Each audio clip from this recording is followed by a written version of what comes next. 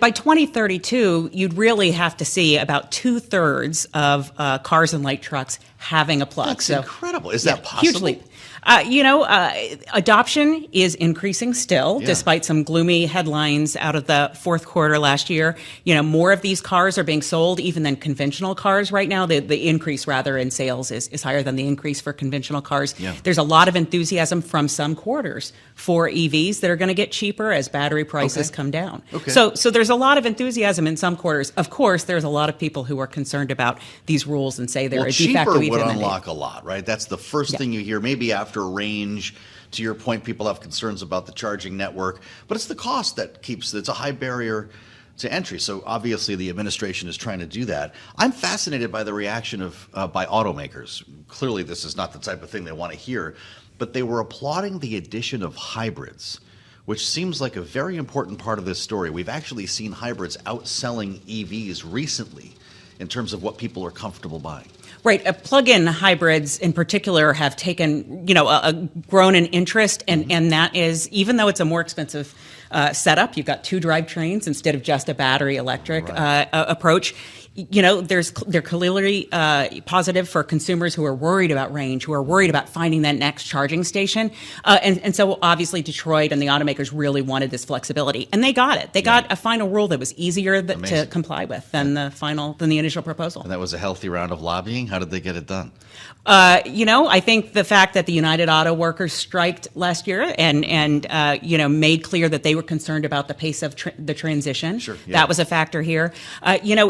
For the EPA, getting the automakers on board. To be sure, they're concerned. They think this is a challenge. A lot has to go right. Mm-hmm. But getting automakers to at least, clap a little bit means that these rules are more durable. They're more likely to not get a challenge from the auto industry and to withstand the test of time. Because we're talking about them changing their lineups, essentially, right? This is, if you're going to essentially force consumers to buy EVs, you need to stop selling cars with gas engines. Right. If you can have gas models clearly under this rule, but you're going to have to offset. Exactly. And the concern that opponents raise is that means those cars are going to be more expensive. They're going to be harder to find. And in some areas of the country, they may be what you really need, certainly over the next few years. Is this coupled with enhancements maybe from the infrastructure law to extend and make the charging network more continuous?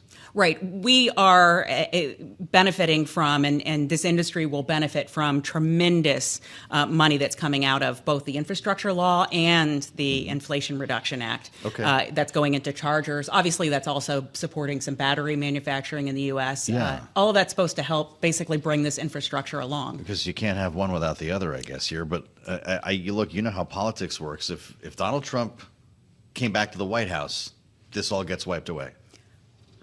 As an executive action, right? Indeed. I mean, this is an EPA rulemaking. They would have to go through the process of undoing it, which is something he did last time. Sure. And so it might take a few years. But the fact that automakers are buying into this revised schedule will help. And that's important, though. A few years, that means they're going to be they're going to be retooling their factories already by then, which might be incentive to keep it in place.